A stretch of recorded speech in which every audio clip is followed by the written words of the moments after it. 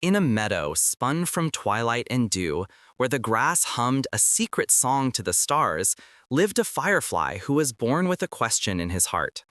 His name was Lumi, and his light, a soft golden pulse, was no brighter or dimmer than that of his brethren. Yet, while the other fireflies danced in joyful, chaotic loops, content with the fragrance of night-blooming jasmine and the company of their own flickering kind, Lumi's dance was different. It was a slow, deliberate ascent, a gentle climb towards the one constant in his vast, dark world, the moon. To the others, the moon was simply the great lamp, a passive overseer of their nightly revelries. It was beautiful, yes, but distant, cold, and silent. It did not offer the sweet nectar of the honeysuckle, nor did it share the warm camaraderie of the swarm. But to Lumi, the moon was a whisper, a promise, a silent, silver companion that seemed to look directly at him, pouring down a light that felt like a secret meant only for his tiny, glowing heart. The question that pulsed within him with every flicker of his light was simple yet impossibly vast. What would it feel like to touch the moon, to know its silence, to rest upon its silver shore? The meadow itself was a universe of small wonders. Each blade of grass was a tower, each dewdrop a transient jewel reflecting the cosmos. Crickets sawed their gentle lullabies from hidden orchestras beneath toadstools, and the air, cool and heavy with the scent of damp earth, carried the pollen of 1,000 sleeping flowers. For most, this was enough. This was everything. The fireflies would rise at dusk, their lights a scattered constellation mimicking the one above, and they would dance until the first hint of dawn painted the eastern sky in shades of pearl and rose. Then, they would settle into the soft mosses and the undersides of broad leaves to dream their small green dreams. Lumi tried to share his longing. One evening, hovering beside his closest friend, Flicker, he pulsed his light in a slow, questioning rhythm. "Do you ever wonder," Lumi's light speech conveyed, "what it is made of? The great lamp? It seems so lonely." Flicker, mid-swoop in a chase for a particularly plump mote of dust, paused. His light blinked in amusement. "Lonely? It is a lamp, Lumi. It shines. We dance. That is the way of things.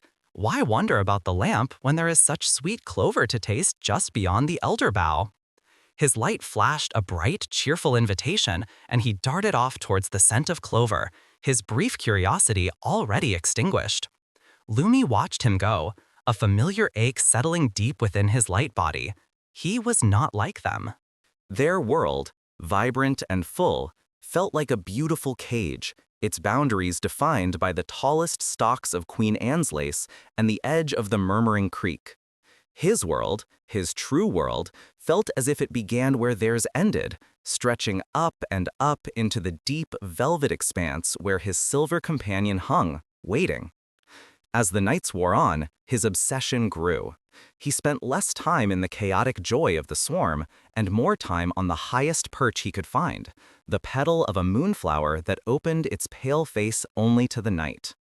From there, he would just watch, his own light a soft, steady glow, a tiny echo of the celestial body he revered.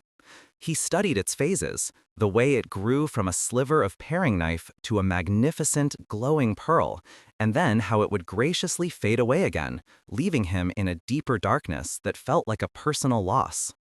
It was on a night of the full moon, when the meadow was so bathed in silver that every dewdrop seemed to hold a star, that Lumi made a decision. The question in his heart had become a call, a gravitational pull he could no longer ignore. He had to know. He had to try. But the journey was unimaginable. No firefly had ever left the Whispering Meadow. To do so was to invite the unknown dangers of the world beyond, the great silent birds that hunted in the dark, the hungry mouths that waded in the water, the vast disorienting emptiness of the world. He knew he needed wisdom greater than his own. He sought out Ignis, the oldest firefly in the meadow. Ignis was so ancient that his light had softened from a bright gold to a gentle, ember-like orange. He no longer danced, but rested on a bed of moss at the base of a gnarled oak, his glow a steady, reassuring presence.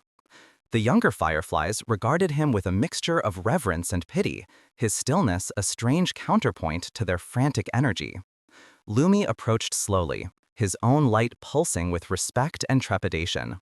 He settled on a root beside the elder, dimming his glow so as not to seem impertinent.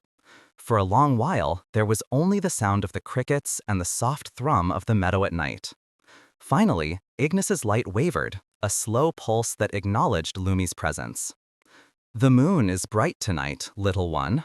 Ignis's light speech was slow, the pulses long and drawn out, like the slow dripping of resin from a pine tree. "It is, elder," Lumi pulsed back. "It is calling to me." Ignis was silent for another long moment. His ember glow seemed to deepen, as if drawing on memories from a time long past. "The moon calls to many," he finally replied. "The tides of the great water, the sap in the trees, the madness in the hearts of larger creatures." Why should a firefly be any different? But I wish to answer. Lumi's light flashed with a sudden, desperate intensity. I wish to go to it. The others, they think I am strange. They are happy with the meadow, but I feel incomplete, as if the greater part of my being is up there, and this, he pulsed a soft flicker to indicate his tiny body, is just an echo. Ignis stirred, the movement so slight it was barely perceptible. "A dangerous feeling," he pulsed. "To seek what is vast is to risk losing what is small and precious. Your light is meant for this meadow, Lumi. It is meant to find a mate, to guide your young, to be a part of the great dance. To take that light away from the whole is to diminish the whole." "But what if my light has another purpose?" Lumi insisted, his courage surprising him. "What if my part of the dance is to leave the dance floor?" Ignis turned his ancient gaze upwards, through the canopy of leaves, to the silver orb that had captured the young one's heart. His light softened into something that looked like melancholy. "When I was young, my light was not orange, but a brilliant, searing white. I too saw the moon. I too felt the pull. I flew higher than any other, so high that the jasmine smelled of nothing, and the song of the crickets was lost. I flew until my wings ached, and my light began to sputter in the thin, cold air." Lumi hovered closer, his own light a rapt, silent question. "And what did you find?" he pulsed, his entire being focused on the answer. "I found," Ignis said, his orange light dimming for a moment, "that the closer you get to one great light, the smaller your own becomes. I learned that the moon is not a destination. It is a guide. It illuminates the path. It does not ask you to fly to it. It asks you to see what is already around you, bathed in its beautiful, borrowed light." Lumi's glow faltered. This was not the answer he had hoped for. It was wise, beautiful, and filled with a quiet sadness. It was the wisdom of endings, of settled purpose. But Lumi was filled with the fire of beginnings. "I thank you for your wisdom, elder," Lumi pulsed with genuine respect. "But the question in my heart does not feel borrowed. It feels like my own." Ignis watched him, his ancient eyes seeing not just a foolish youth, but the relentless, beautiful, and sometimes tragic cycle of life itself. "Then follow your light, little one," he pulsed, the message now soft, without warning or judgment. "That is the only real wisdom I have. Follow your own light, even if it leads you into the dark." With the elder's cryptic blessing, Lumi felt a new resolve solidify within him. He would not leave in a grand gesture. His departure would be as quiet as the question in his heart. He returned to the moonflower petal, not to watch, but to wait. He waited until the nightly dance was at its most frenetic, a swirling galaxy of golden sparks. He waited until the cricket song had woven itself so deeply into the fabric of the night that it was no longer a sound, but a texture of the air itself. Then, with one last look at the beautiful, familiar chaos of his home, He turned his face towards the open sky beyond the meadow's edge and began to fly. He flew not upwards, not yet, but straight ahead, towards the sound he had always known as a boundary, the gentle, ceaseless shushing of the murmuring creek. It was the border of his world. The air grew cooler as he approached, heavier with moisture. The scent of jasmine and clover gave way to the clean, sharp smell of wet stone and water mint. The familiar soft grass underfoot was replaced by smooth, dark pebbles and whispering reeds that bowed in the night breeze. The creek was wider than he had ever imagined. From the heart of the meadow, it was just a sound. Here, it was a vast, shimmering ribbon of liquid night, reflecting the stars and the moon so perfectly that it felt as if he were flying over a second, inverted sky. For a moment, fear, cold and sharp, pierced his resolve. His light, which had felt so brave in the meadow, now seemed pitifully small against the vast, dark water. How could he possibly cross? His wings were meant for the gentle currents of the meadow, not for the unpredictable breezes that skimmed the water's surface. He hovered near the edge, his light pulsing in a rhythm of uncertainty. He watched the water's surface, a dark mirror. And then he saw movement. A creature, long and elegant, with legs so fine they seemed to be made of spun shadow, skated across the water's surface. It moved with an effortless grace, its feet creating tiny, fleeting dimples on the liquid sky. It was a water strider, its body a sleek, dark sliver against the moon's reflection.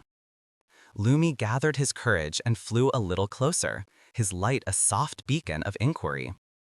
The strider paused its elegant dance, its multiple eyes catching Lumi's glow. "You are far from your meadow, little flicker," a voice whispered. It did not come from the strider's mouth, but seemed to emanate from the water itself, a dry, rustling sound like leaves skittering over stone. I have to cross," Lumi pulsed, his light trembling slightly. "I am on a journey." "Journeys are for the river," the strider rustled, "not for sparks that can be extinguished by a single drop. The other side is no different from this one. More grass, more stones. Why leave what you know?" "I am not looking for more grass," Lumi replied, his resolve returning. "I am looking for the moon." The strider remained perfectly still, a dark etching on a silver canvas. For a full minute, it seemed to be considering Lumi's impossible statement. Then, to Lumi's surprise, a low, rustling chuckle seemed to rise from the water's surface. "The moon," it whispered. "Ambitious. I have skated upon the moon's reflection for 1,000 nights. It is beautiful, but it is an illusion. You cannot stand on it. It ripples and breaks with the slightest touch." "The real moon," Lumi insisted, "the one in the sky." "Ah, the great untouchable," the strider said. "Many have been mesmerized by it. The moths fly themselves to exhaustion trying to reach it. The owls hoot at it in frustration. You are small, Firefly. Your journey will be long." The strider began to skate again, this time in a slow, thoughtful circle around the patch of water directly beneath Lumi. "But the spirit of a traveler is not measured by its size. Look down, little flicker." Lumi obeyed, cautiously lowering himself until his glow illuminated the water just below. He saw his own reflection, a tiny golden star floating on the surface of the reflected cosmos. "The journey to the great light begins by braving the darkness," the strider whispered. "The wind is weakest in the center. If you must cross, fly low and fly steady. Do not look at the great moon in the sky, or you will lose your way. Look at its reflection in the water. Keep the silver path beneath you, and it will guide you to the other shore." It was strange advice, to turn his back on his goal in order to reach it. But there was a deep wisdom in the strider's rustling voice. Lumi pulsed his thanks, his light a steady, grateful glow. "Thank you, Ripple Dancer." The strider dipped its head in acknowledgement.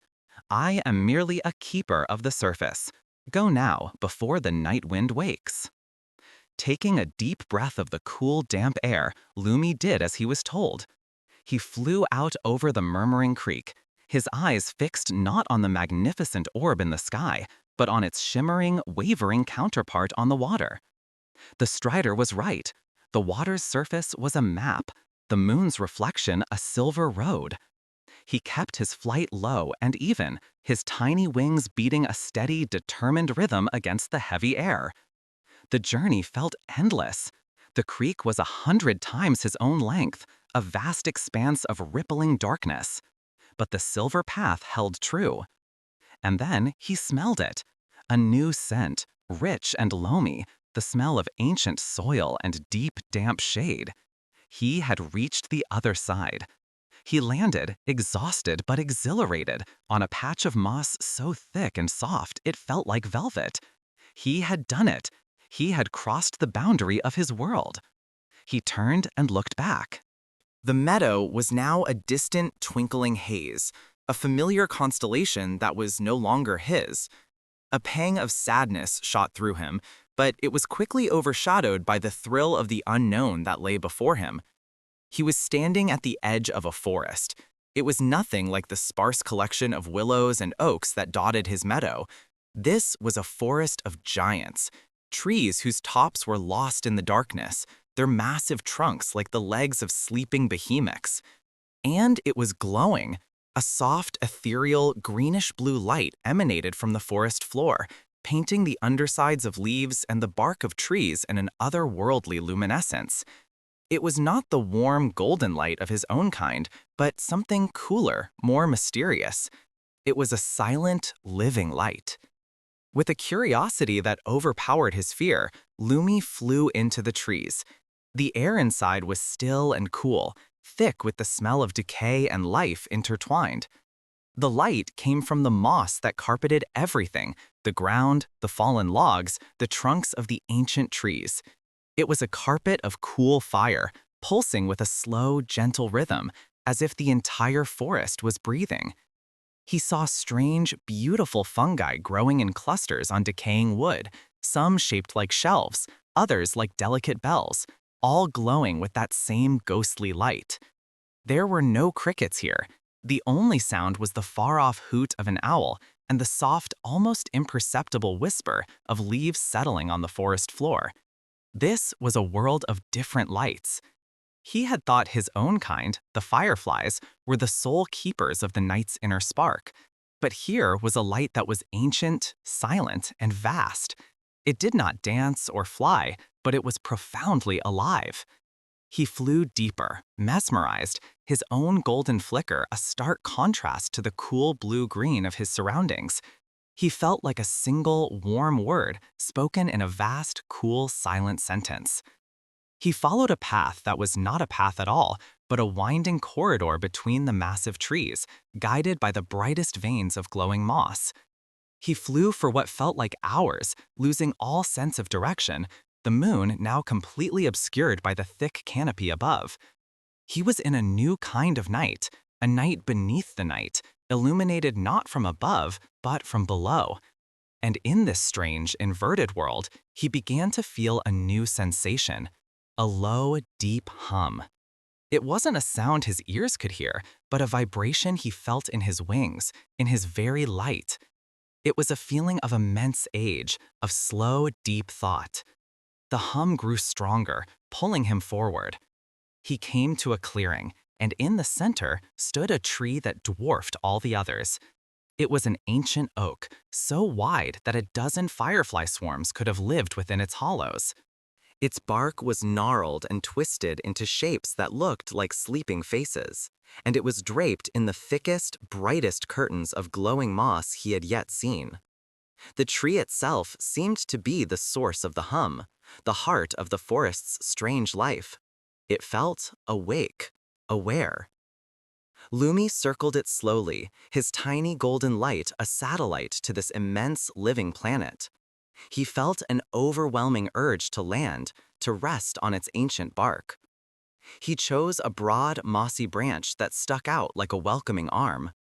As his tiny feet touched the glowing surface, the hum intensified, resonating directly through him. And then a whisper entered his mind. It was not a sound, not light speech, but a thought, a knowing, as old as the roots that held the great tree to the earth. It was a slow, green, patient thought, and it seemed to be coming from the tree itself. It felt like a question, a greeting, a welcome. Lumi's own light pulsed in response, a bright, curious, and questioning flicker against the ancient, knowing glow of the moss. He stilled himself, focusing all his being, trying to understand the silent language of the forest's heart, which was now beginning to speak to him of secrets far older than the moon itself. The slow green thought did not use words, for words are like stones skipped across the surface of a pond, quick, sharp, and brief. This was the pond itself. It was the feeling of water seeping into thirsty soil, the patient, unhurried journey of a single drop of rain from a leaf tip down to the waiting earth. It was the feeling of growth, not as a sudden burst, but as an expansion so gradual, so infinitesimally slow, that it could only be perceived by comparing one century to the next. Lumi's own thoughts, his light speech, were like a flurry of sparks, fast and bright and full of questions. Who are you? What is this place? What is this hum? He tried to send them out, but they seemed to dissolve against the immense, placid presence of the tree, like tiny, warm raindrops falling into a cool, deep ocean. The ancient being didn't seem to notice them as questions, but rather as a part of Lumi himself, a signature of his bright, fleeting nature. The tree's thought continued, ignoring his frantic queries, and instead offering a simple, profound truth. It offered Lumi the feeling of being rooted. It was a sensation that began in the soles of Lumi's tiny feet, a strange and powerful anchoring. He felt, in his mind's eye, a phantom weight, a pulling downward into the rich, dark soil. He felt the cool dampness of the earth, not as a cold shock, but as a nurturing embrace. The tree's thought continued, ignoring his frantic queries, and instead offering a simple, profound truth. It offered Lumi the feeling of being rooted. It was a sensation that began in the soles of Lumi's tiny feet, a strange and powerful anchoring. He felt, in his mind's eye, a phantom weight, a pulling downward into the rich, dark soil. He felt the cool dampness of the earth, not as a cold shock, but as a nurturing embrace. The thought was a memory, a billion memories stacked one atop the other, of the first tender rootlet, no bigger than one of Lumi's antennae, pushing its way through a soft clod of earth centuries before the oldest mountains in the distant range had settled into their final, slumbering shapes. He felt the patient search for water, the slow, winding dance of roots navigating around ancient, sleeping stones, and the forgotten bones of creatures whose names were no longer spoken by any wind. It was a life of profound stillness and constant, microscopic movement, a life of listening to the slow, deep breathing of the world. Lumi, a creature of air and impulse, felt a peace so vast and profound it almost extinguished his light. He had to consciously pulse to remind himself of his own small, warm existence in the face of such geologic patience. Then the green thought shifted. The feeling of rootedness remained, but now it was joined by a second sensation, the slow, sweet upward pull of sap. Lumi felt as though he himself were drawing life from the deep secret wells of the earth, pulling it up through 1,000 tiny channels. It was a cool, life-giving current rising through the massive trunk, a silent river flowing against the pull of the world. He could feel it branching out, feeding the gnarled limbs, pushing into the smallest twigs until it reached the place where a leaf was born. The thought was the memory of unfurling, the first leaf and every leaf since. The feeling of turning a pale, tender face to a sun that no living creature remembered and drinking in its golden light. It was a feeling of pure, quiet joy, of creation without effort, of simply becoming what one was always meant to be. Lumi's light softened from a questioning flicker to a steady, gentle glow. He was no longer trying to ask, but simply to receive. He was a tiny cup, and the ancient tree was a slow, patient rain, filling him with a knowing that was older than thought itself. He settled deeper into the soft, glowing moss of the branch, his wings relaxing, his tiny heart light beating in time with the deep, slow hum that was not a sound but the very pulse of the tree's ancient life. The great oak's silent voice then began to share its library of seasons. It did not show Lumi winter, spring, summer, and fall as he knew them, as distinct and separate chapters. Instead, it was a slow, endless breathing. The tree shared the feeling of 1,000 winters, not as a cold hardship, but as a long, deep sleep. Lumi felt the branches grow heavy with snow, the weight a comforting blanket, not a burden. He felt the life of the tree retreat deep into its core, into the roots, to a place of quiet waiting. The great oak's silent voice then began to share its library of seasons. It did not show Lumi winter, spring, summer, and fall as he knew them, as distinct and separate chapters. Instead, it was a slow, endless breathing. The tree shared the feeling of 1,000 winters, not as a cold hardship, but as a long, deep sleep. Lumi felt the branches grow heavy with snow, the weight a comforting blanket, not a burden. He felt the life of the tree retreat deep into its core, into the roots, to a place of quiet waiting. The great oak's silent voice then began to share its library of seasons. It did not show Lumi winter, spring, summer, and fall as he knew them, as distinct and separate chapters. Instead, it was a slow, endless breathing. The tree shared the feeling of 1,000 winters, not as a cold hardship, but as a long, deep sleep. Lumi felt the branches grow heavy with snow, the weight a comforting blanket, not a burden. He felt the life of the tree retreat deep into its core, into the roots, to a place of quiet waiting. The forest floor above was a silent world of white, but in the tree's mind, it was a time of deep rest, of gathering strength, of dreaming in wood and water. The silence of a snow-covered forest was, to the tree, the most profound form of music. Then came the slow, inevitable thaw. Not a sudden rush, but a million tiny drips, a gradual softening. The feeling of the sap beginning its slow ascent once more, a sleepy stirring in the very heartwood. And then the burst of 1,000 springs at once, a memory of life so powerful it made Lumi's own light flare brightly. He felt the indescribable sensation of buds swelling, of tight, protected leaves finally breaking free and opening to the sun. It was a chorus of silent green, a stretching of limbs, a deep, satisfied sigh that rippled through the entire forest. He smelled the phantom scent of flowers that no longer grew, blossoms of pale blue and deep violet that opened only to the light of a certain alignment of stars, pollinated by moths with wings of moon silver that had long since danced their last. The summers were a long, sun-drenched dream. The tree shared the feeling of its leaves drinking in the light, a slow, continuous feast. It was a feeling of drowsy contentment, of providing shade for generations of creatures.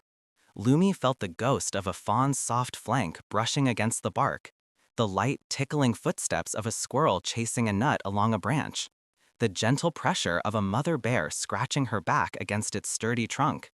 These were not single events, but layers upon layers of touch, a patina of memory left by countless lives that had found shelter and solace in its presence. The tree held no particular affection for one over the other. They were all simply part of its long existence, like the rain and the sun. And the autumns were a slow, graceful letting go. The tree did not feel sadness, but a rightness, a completion. It shared the feeling of the sun's angle changing, the light turning to gold and amber. It felt the green life of the leaves slowly receding, a colorful, deliberate exhale. The slow drifting fall of a single leaf was, in the tree's mind, a journey of great importance, a return to the earth, a gift to the soil that had given it life. Lumi felt the rustle of a million falling leaves at once, a soft, dry whisper that was the tree's lullaby to itself as it prepared for the long, quiet dream of winter once more. This cycle, This endless, gentle turning was the tree's primary thought. It was the rhythm of its being. And as it shared this with Lumi, his own frantic day-to-day existence began to feel different. His own life, from the moment he had emerged, shimmering into the twilight, to this very moment on the ancient branch, felt like the blink of an eye. Yet, in the tree's vast, welcoming consciousness, his tiny blink was as significant as a thousand-year winter. It was simply a different rhythm in the great, slow song of the forest. The perspective shifted again, and Lumi felt the tree's awareness draw inward and downward. The journey he had felt before, into the roots, now became a deliberate exploration. He was being shown the world beneath the world.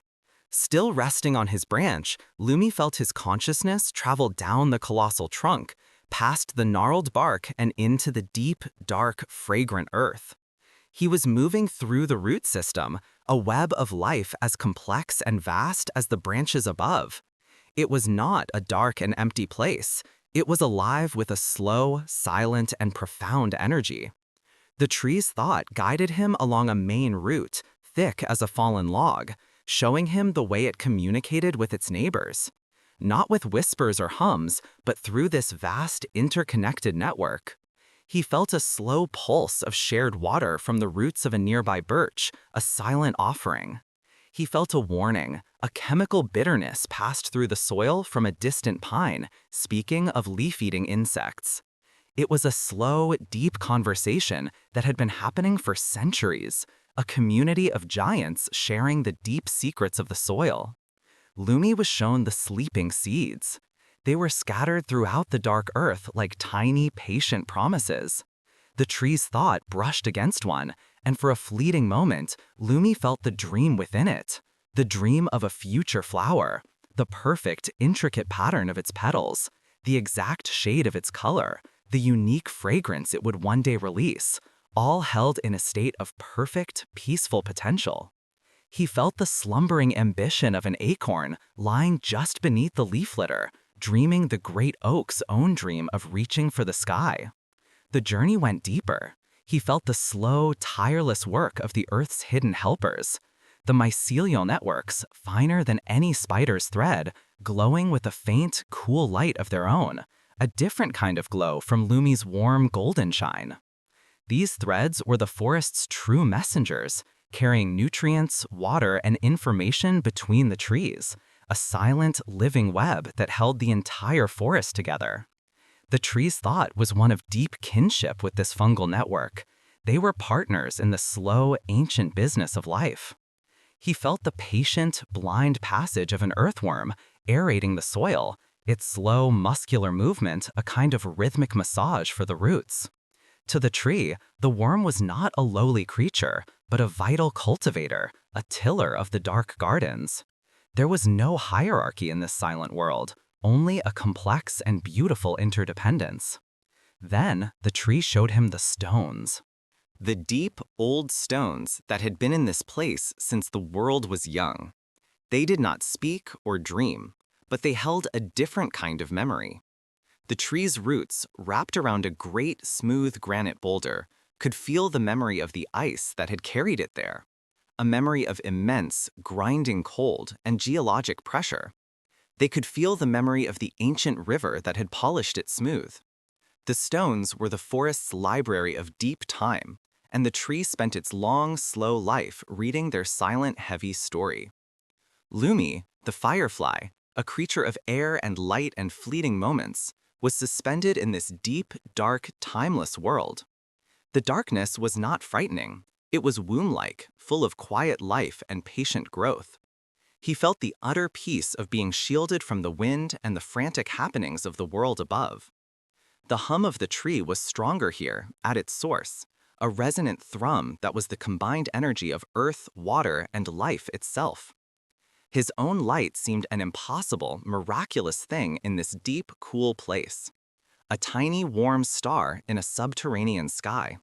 He pulsed it gently, a silent expression of awe, and he felt the vast, slow consciousness of the tree acknowledge his wonder with a feeling of calm, ancient amusement. This was its home. This was its truth. Just as the feeling of the deep earth became almost overwhelming, a sense of belonging to the darkness, the perspective shifted once more. The consciousness of the tree began to rise. Up, up, out of the silent, nurturing soil. Lumi felt his own awareness ascend with it, carried on that slow, invisible river of sap. He passed the forest floor, the world of fallen leaves and scurrying beetles. He rose up the immense column of the trunk, past knots and burls that were like sleeping faces, each one a memory of a lost branch or a healed wound from a century-long forgotten storm. He felt himself rise past the very branch where his physical body rested, a tiny glowing speck on the ancient bark. He continued upward through the dense lacework of smaller branches and twigs, a city of wooden streets and avenues. He felt the phantom brush of leaves against his incorporeal form, each one a small green sail catching the light of the hidden moon. Higher and higher he went until he reached the very crown of the great oak, the canopy. Here, the world changed. The dense, inverted night of the forest floor gave way. He was above the glowing moss, above the deepest shadows. Through the topmost leaves, he could see patches of the true night sky. And the tree shared with him its perception of this celestial world. To Lumi, the moon was a friendly lantern, a guide for his nightly flights. Sometimes full, sometimes a sliver, but always simply there. To the tree, the moon was a slow and ancient dance partner. It shared the feeling of 1,000 full moons rising, each one casting its pale, silver light onto its leaves. It felt the moon's gentle, inexorable pull on the water within its own body, a subtle tidal rhythm that mirrored the great oceans. The moon was not an object, but a presence, a silent companion in its long vigil. The tree knew the moon's phases not by sight alone, but by a deep internal feeling, a waxing and waning of energy within its own wood. And the stars. Lumi saw them as a beautiful, random scattering of diamond dust. The tree saw them as a clock. It shared the memory of star fields that had wheeled overhead for millennia. It had watched as the patterns slowly, glacially shifted. It remembered a different pole star, a faint blue spark that had guided the migrations of long-extinct birds. It felt the slow, majestic procession of the constellations, each one a character in a story so long that no mind but one like its own could ever hope to read it. The stars were not cold and distant, but part of its environment, as much as the soil and the rain.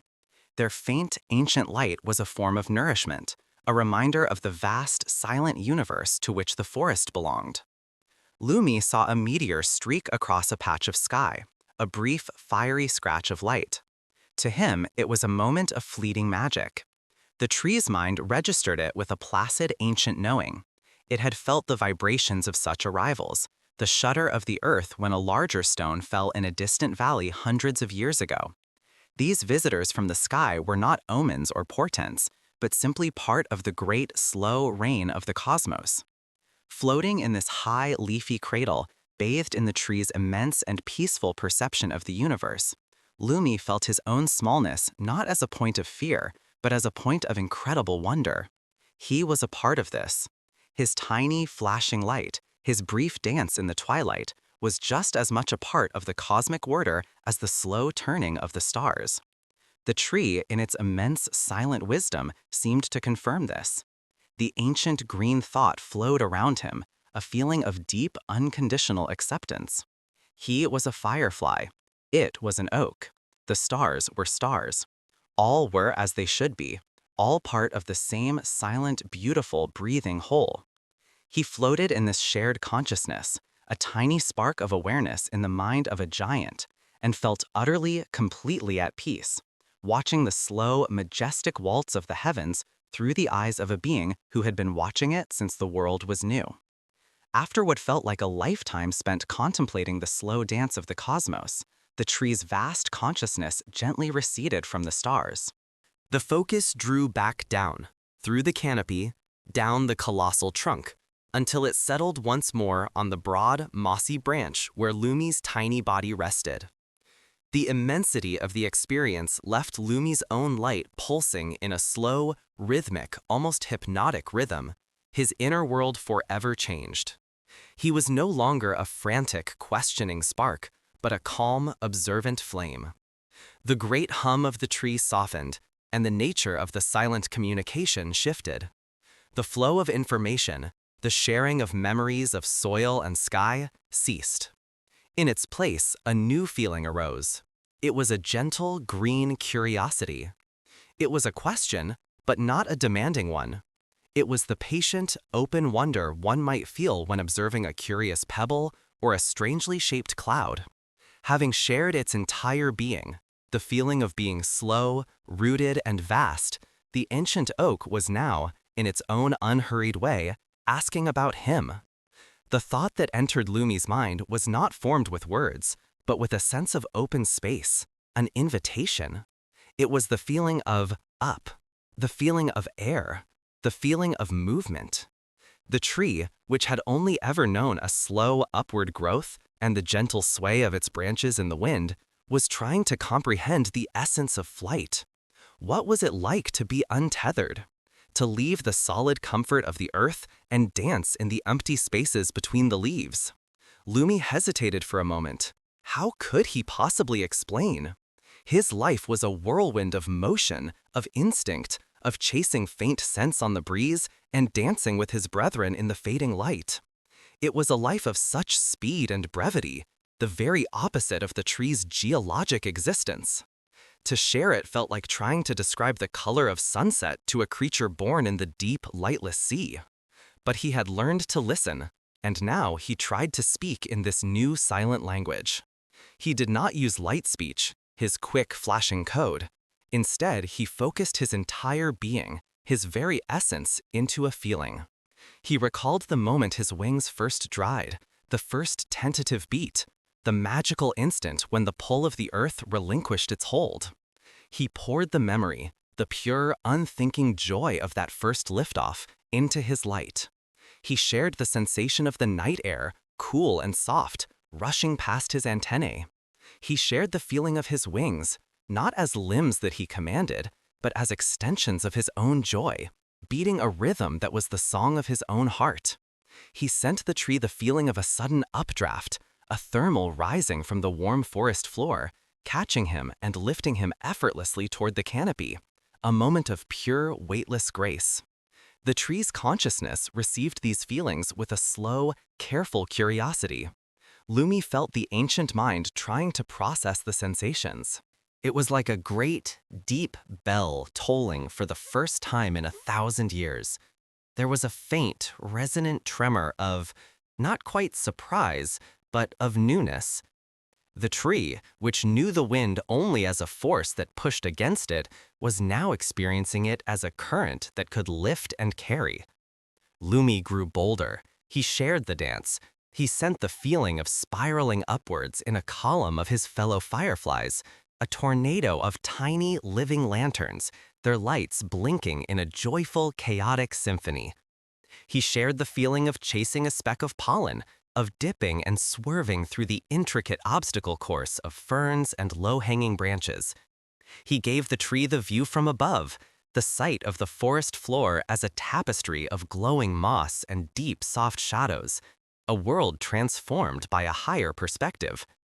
He even shared the small fleeting fears, the sudden dark shape of a bat swooping past, the brief terror that sent him diving for the safety of a broad leaf, the sticky, perilous silk of a spider's web brushed against by a wingtip. These feelings, so sharp and immediate, were alien to the tree, whose only threats were the slow crawl of decay, the rare but devastating strike of lightning, or the bite of a woodcutter's axe, a threat it had not felt for many human lifetimes. Finally, Lumi shared the core of his being, the light itself. He did not share the mechanics of it, but the feeling of it. He shared the gentle internal warmth, the sense of purpose in the darkness, the instinct to signal, to seek, to find others of his kind.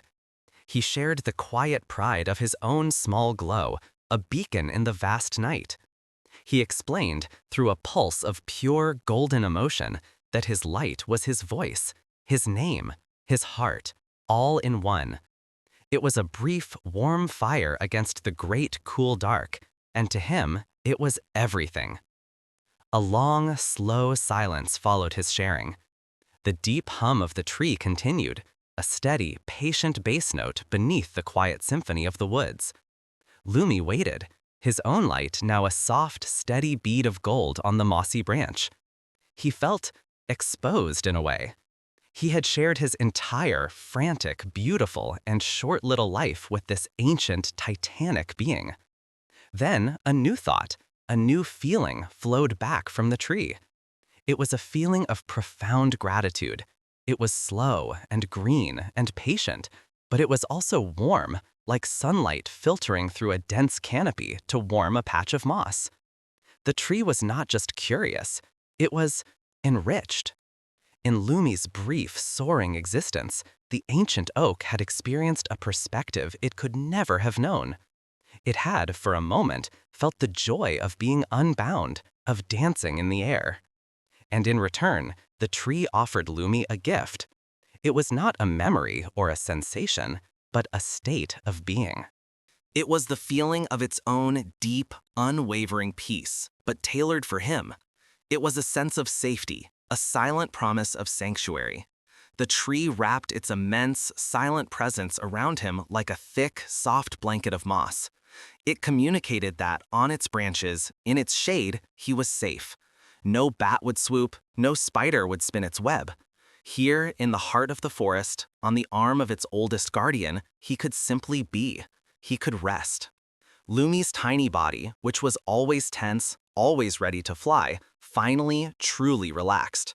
His wings settled completely. The constant, low-level hum of his own energy quieted. The need to fly, to search, to signal, all of it melted away into the deep, green peace of the tree. He felt his eyelids, so rarely used, begin to droop. The world of frantic movement and fleeting moments seemed very far away.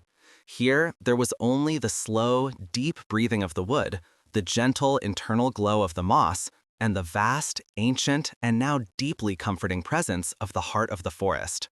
His own light, his bright beacon, began to soften and dim, not with fear or exhaustion, but with a deep and profound contentment, a readiness for a kind of rest he had never known before. His light did not go out. Instead, it transformed.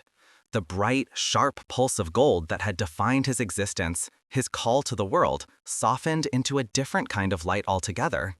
It became a gentle internal luminescence, like a pearl held in the deep sea, a glow that was not for signaling, but for being. It was the color of tranquility, a soft, mossy green that perfectly matched the ancient life around him, threaded with the ghost of its own warm gold.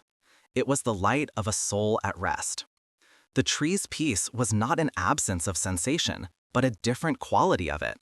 Lumi began to feel the world as the tree did. He felt the slow, imperceptible pull of the moon on the water held within its leaves. He felt the faint, cooling pressure of the night air as it settled on the broad shoulders of the oak's upper branches. He could sense, deep below, the slow, patient journey of a single rootlet, nosing its way through the dark, crumbly soil, nudging aside a sleeping pebble with a persistence that measured time in seasons, not heartbeats. A sound reached him, but it was not a sound that traveled through the air. It was a vibration that moved through the wood itself, a deep, resonant thrum that was the tree's own voice. It was the sound of its life, the colossal, slow-motion symphony of its being. He could feel the slow, majestic drawing up of water from the earth, a sound like a vast subterranean river rising against gravity. A sound reached him, but it was not a sound that traveled through the air.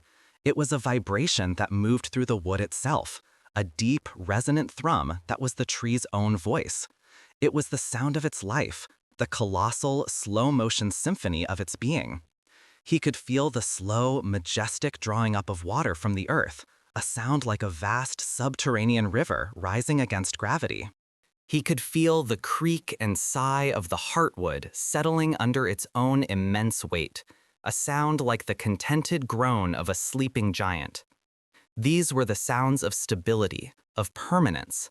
They were the opposite of the frantic, fleeting whispers of the wind he had always known. This was the sound of stillness, and it was the most beautiful lullaby he had ever heard. The moss beneath him was not just a perch, it was a world. As his own senses merged with the trees, he became aware of the universe teeming within it. He could feel the delicate, branching threads of the moss's own root-like structures, the rhizoids, clinging to the bark. He could sense the microscopic droplets of dew gathering upon each tiny verdant leaf, each one a perfect shimmering sphere holding a distorted image of the moon. He felt the slow, deliberate journey of a tardigrade, a minuscule water bear, lumbering through this tiny, damp forest, its movements as unhurried and ancient as the tree itself. There was no fear, no predation, just the quiet, ceaseless, and peaceful business of living.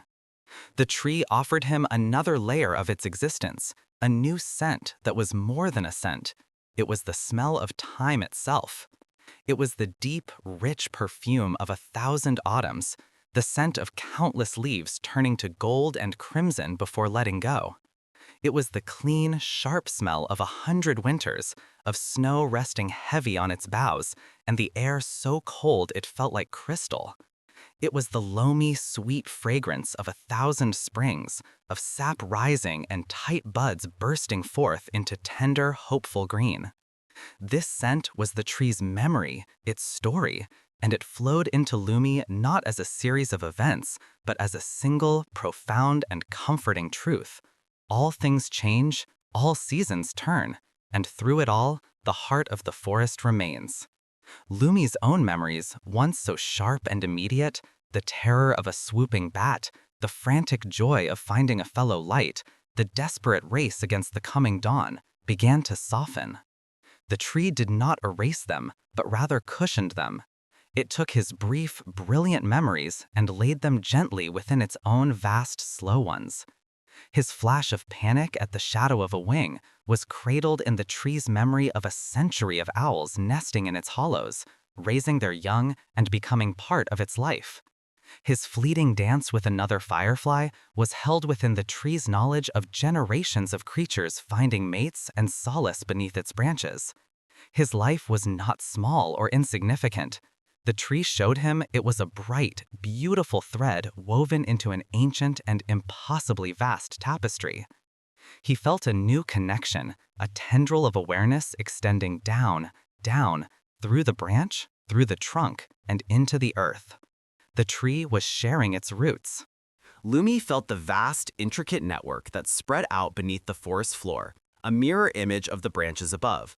He felt how they intertwined with the roots of the neighboring beech and the slender, silvery birch and the shy, shade-loving ferns. It was not a battle for space, but a silent conversation, a communion. Through this network, a slow, steady pulse of information flowed. A whisper of thirst from the beech was answered by a shared molecule of water. A warning of burrowing insects from a distant pine was acknowledged and understood. This was the forest's other heart, the one that beat in the quiet, patient dark. It was a community of support, of shared existence that was entirely invisible to the frantic world above. To be part of this network, to be connected in this deep, silent way, was a kind of safety he could never have imagined. He was not just on the tree, he was with the tree, and the tree was with the forest. The feeling of being a tiny, solitary spark in a vast, indifferent world dissolved completely. He was a part of a whole, a single note in an immense, slow, and peaceful chord. His tiny light, that soft, pearlescent green, began to pulse in time with the tree's slow breathing. It was no longer his rhythm, but theirs. In, as the sap rose and the leaves subtly angled towards the moonlight. Out, as the wood settled and the roots drank from the deep earth. Each pulse was a slow, gentle wave of contentment. He was not sleeping, not in the way he understood it. He was drifting. He was drifting on a slow, green river of peace, carried along by the ancient, steady current of the oak. The night wore on, but time had lost its meaning. The moon, a bright silver coin, began its slow arc across the sky. Lumi felt its light not as a piercing beam, but as the tree felt it. A cool, gentle weight on its leaves, a silver bath that nourished it in a different way than the sun.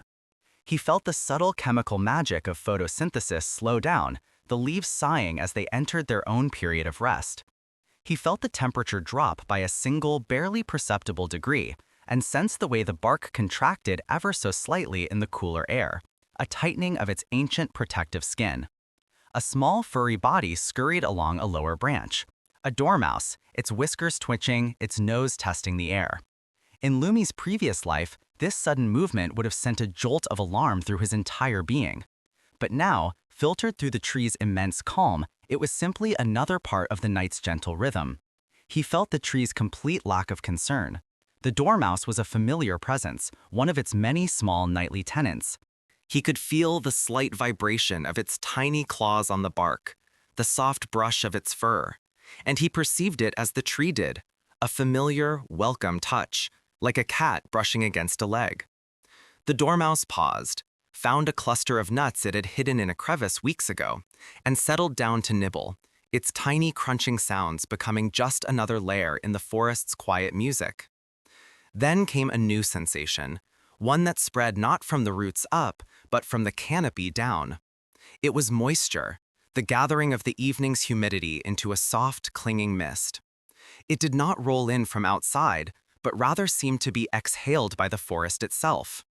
Lumi felt it as a soft, cool blanket being laid over him and the tree. The edges of the world began to blur. The sharp outlines of distant trees softened into gray silhouettes, and the stars above became hazy, gentle smudges of light.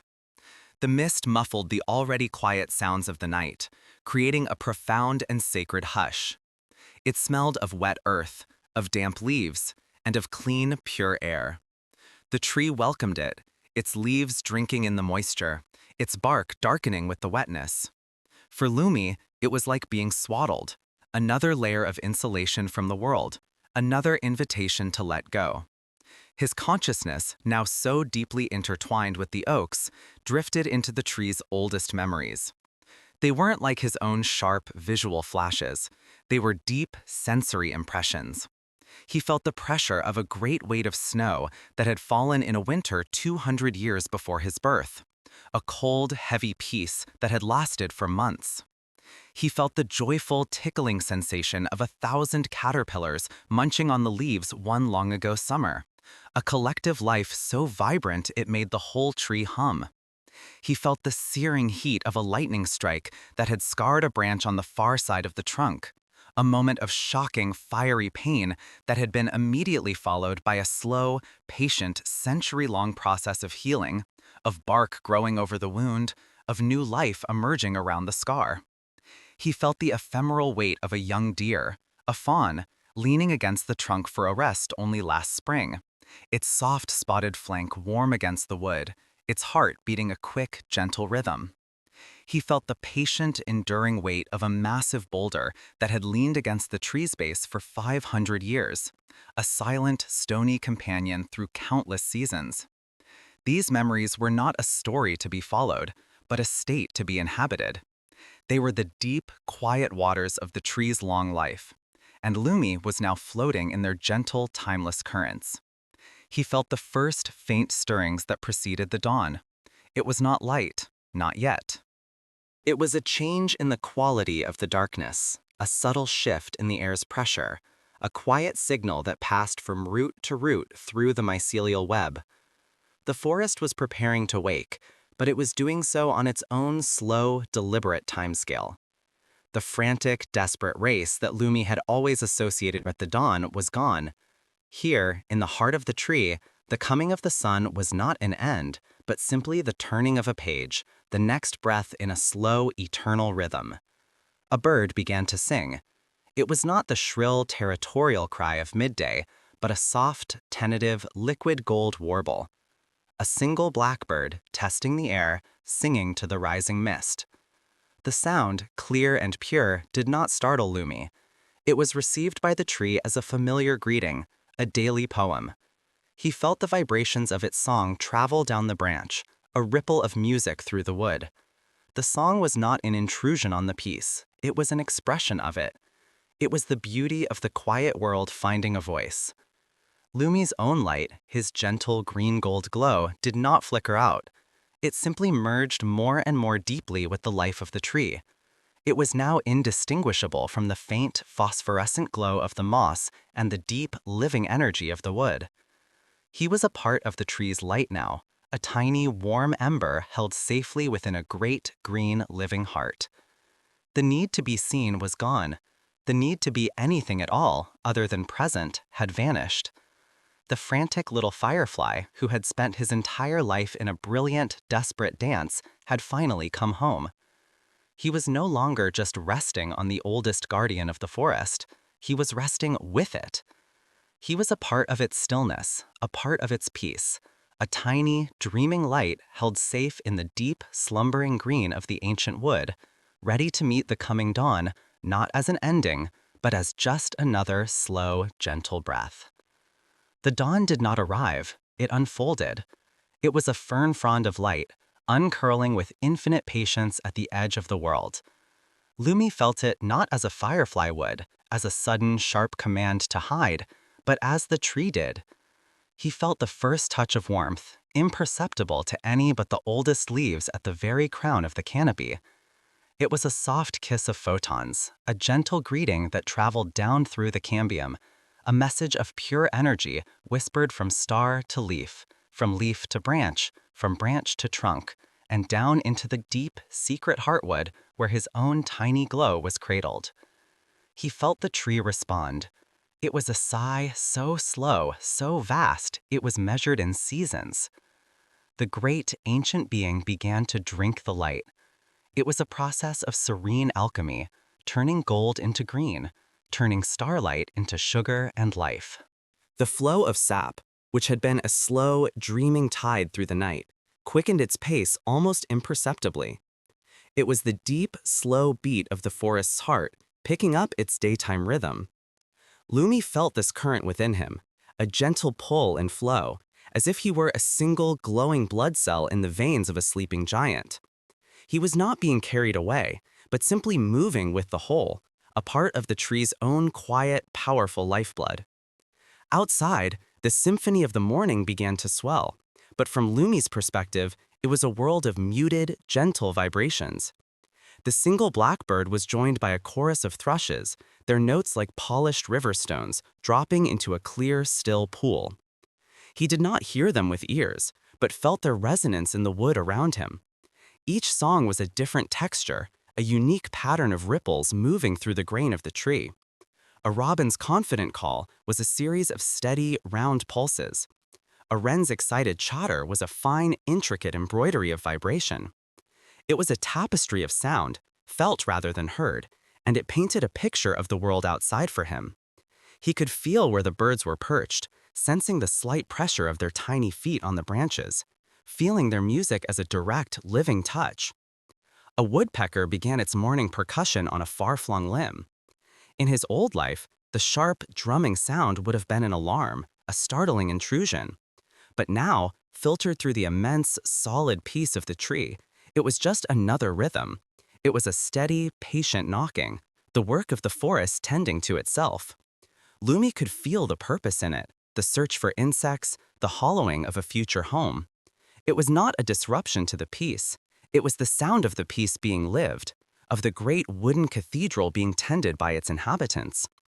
Through the deep, silent network that connected the tree to everything, Lumi's awareness expanded. He could feel the forest floor, damp and cool and rich with the smell of decay and rebirth.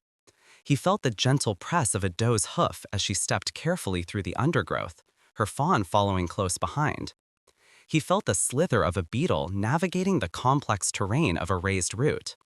He felt the unfurling of a new mushroom cap, pushing its way through the leaf litter with silent, determined force. He was aware of the river, a cool, constant presence murmuring its endless story to the stones at the forest's edge. These were not thoughts or images, but direct sensory feelings, a shared consciousness that ebbed and flowed like water.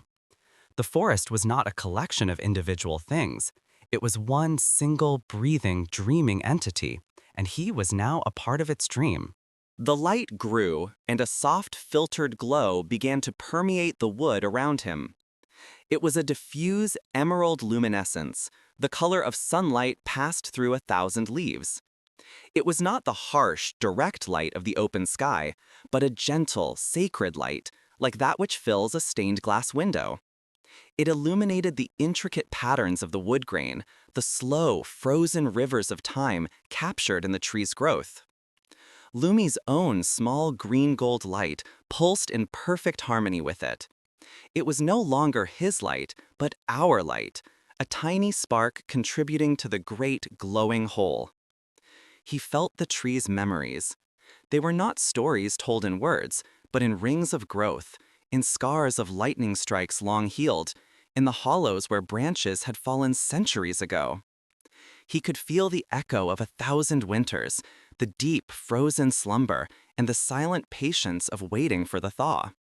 He could feel the joy of 1,000 springs, the explosive, irrepressible rush of life surging upwards to meet the sun.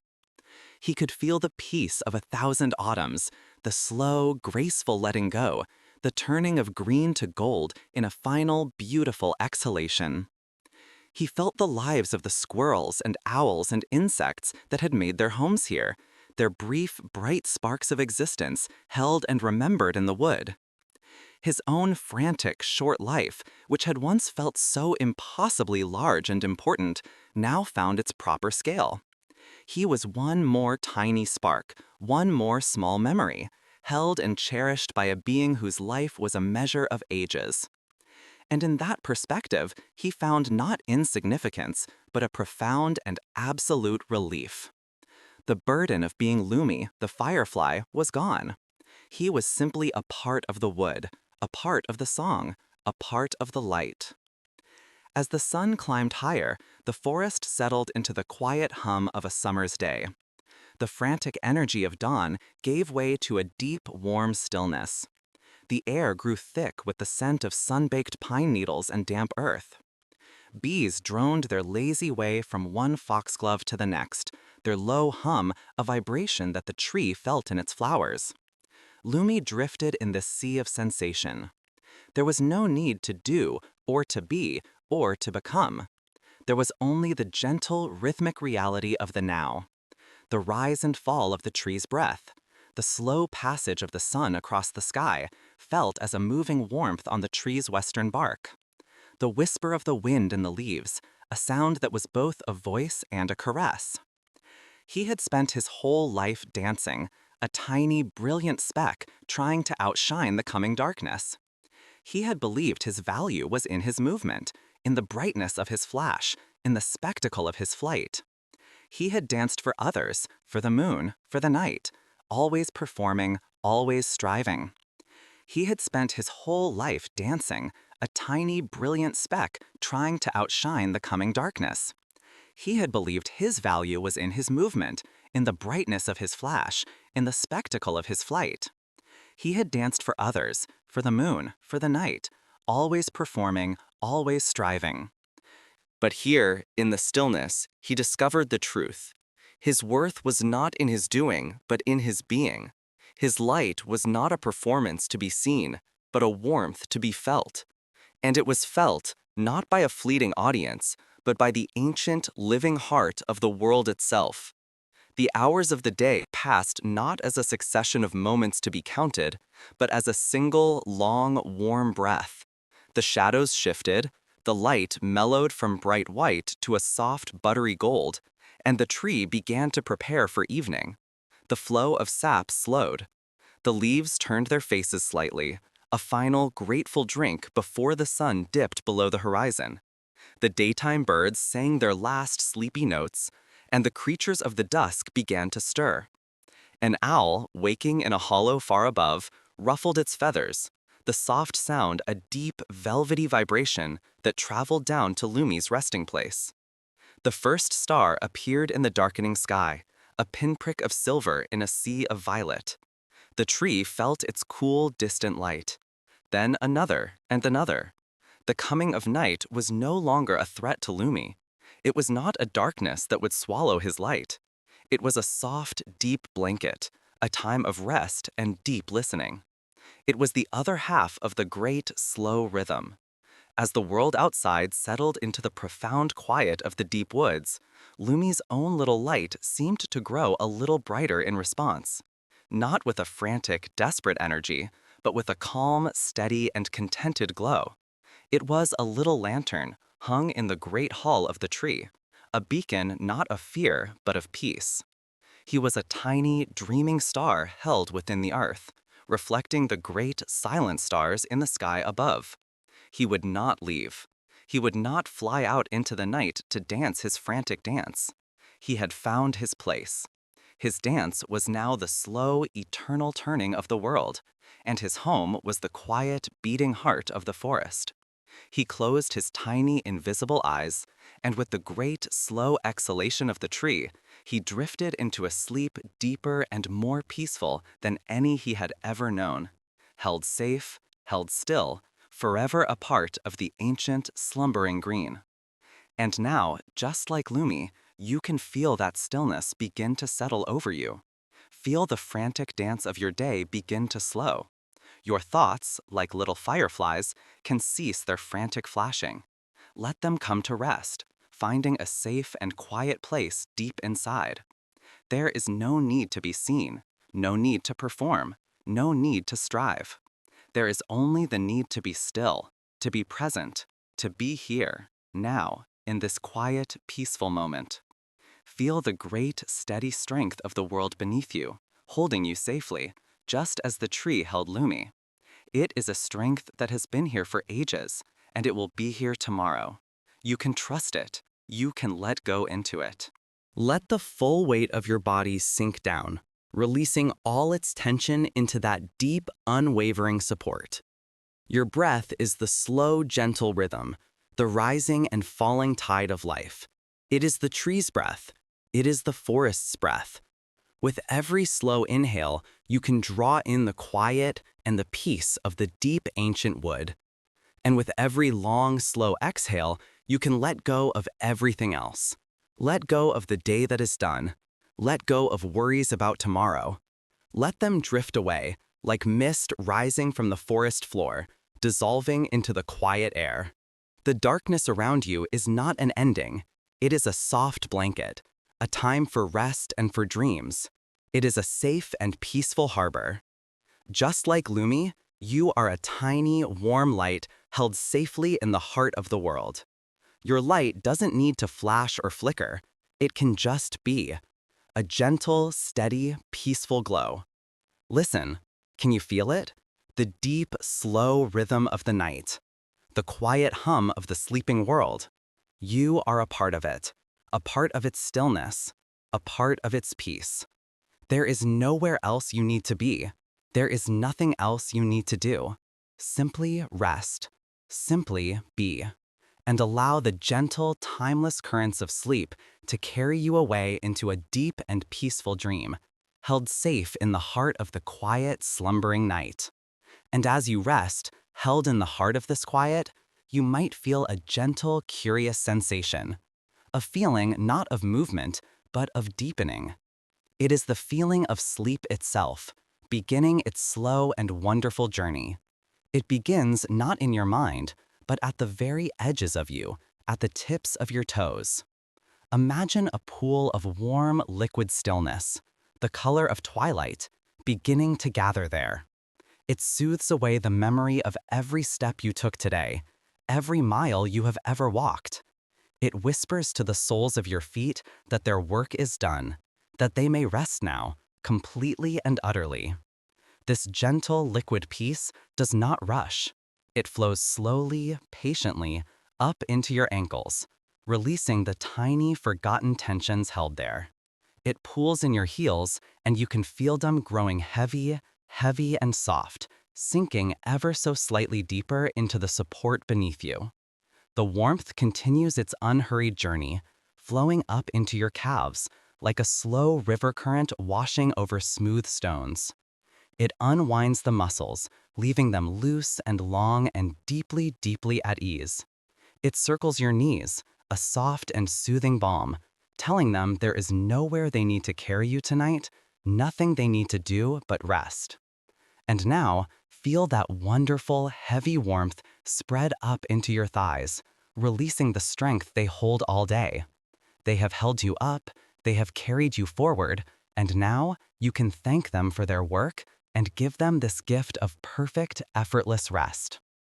Let them go completely limp, completely heavy, as the tide of stillness continues to rise, filling your whole lower body with a profound and peaceful weight. It is the weight of true relaxation, the feeling of letting go, of being completely and unconditionally supported. The gentle tide of calm flows into your hips, a place where so much of the day is often held. Feel it loosen its grip. Feel the gentle release as this warmth melts away any tightness, any holding on. And from there, it begins to fill your belly, a soft and gentle glow. It is the warmth of safety, of contentment. Your breath deepens naturally as your belly softens, each rise and fall a slow, calming rhythm, a lullaby sung by your own body. This river of peace now flows up your back, a wide and soothing current. Feel it as it touches the base of your spine and travels slowly, vertebra by vertebra, all the way up to your neck. With each one it passes, a little more tension dissolves, a little more of your body lets go. Imagine your spine settling, each bone finding its perfect, comfortable place, like a string of pearls laid carefully upon soft velvet. Your entire back can now release, spreading out, growing wider and heavier, sinking down into the deep comfort that holds you. The warmth spills over your shoulders, like a soft, heavy blanket being draped over you. This is where we carry our burdens, our to-do lists, our worries. And now you can feel that weight just melting away, flowing down, down, down from your shoulders, leaving them light and free. This feeling of release continues its journey down your arms, past your elbows, into your forearms, all the way to your wrists. It is a slow, tingling warmth, a sign of true rest. It flows into your hands, into the palms, and out through the very tips of each finger. Your hands, which have done so much today, can finally be still. They can be soft. They can be empty. They can simply rest. The calm now gathers at the base of your neck, a place that works so hard to hold your head high all day. Let it be soothed. Let the muscles soften, releasing their guard.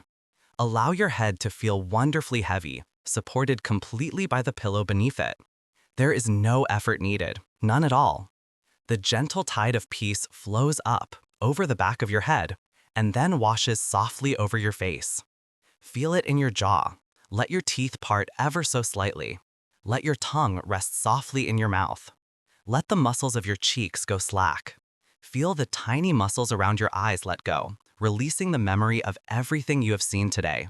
Allow your eyelids to feel heavy, so very heavy and peaceful.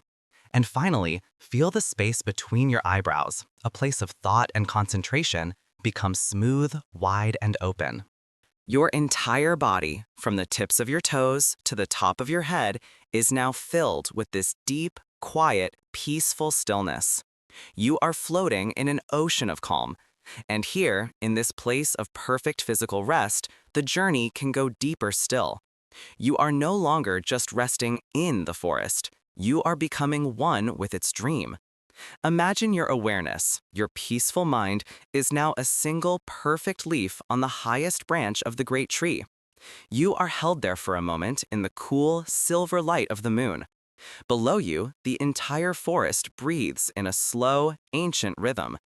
And then, in its own perfect time, without any effort from you, the leaf lets go.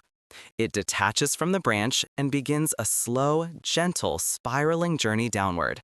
You are not falling. You are drifting. You are dancing with the quiet air. You spiral down, past the sleeping nests of birds, their tiny heartbeats a soft, muffled drum in the stillness.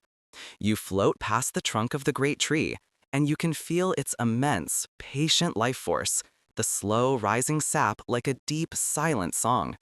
You see the intricate patterns of the bark, a map of time itself, glowing softly in the moonlight.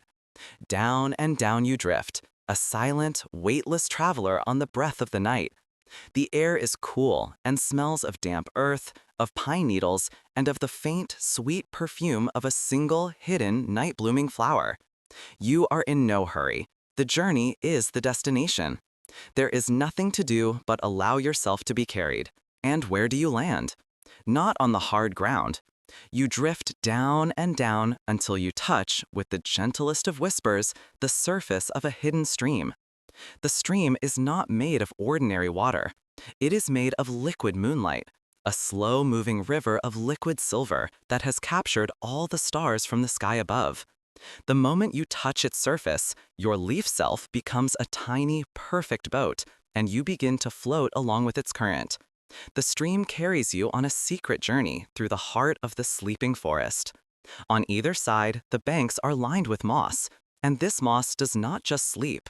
In the dream of the forest, it glows with a soft, internal emerald light, just like Lumi the firefly. It pulses gently, 1,000 tiny green hearts beating in time with the slow breath of the woods. The light is soft and kind, illuminating your path without being bright. You drift past ancient stones, their gray forms covered in soft lichen. These stones are the oldest dreamers in the forest. They have been here since the beginning, and they hold the deep, quiet wisdom of the earth. As you float by, you do not hear their thoughts in words, but you can feel them. You feel a sense of profound stillness, of patience that stretches across ages, of a peace so deep it is unshakable. They offer you this peace as you pass, a silent gift that sinks deep into your being. You are as solid, as peaceful as these ancient dreaming stones. Through the clear, starlit water, you can see the roots of the trees. They are not hidden in the earth here. They are visible, a beautiful and complex network of silver and brown, weaving and connecting everything. You see how the roots of the great tree reach out and intertwine with the roots of the smallest sapling. They hold each other, they support each other, they share the deep nourishment of the soil.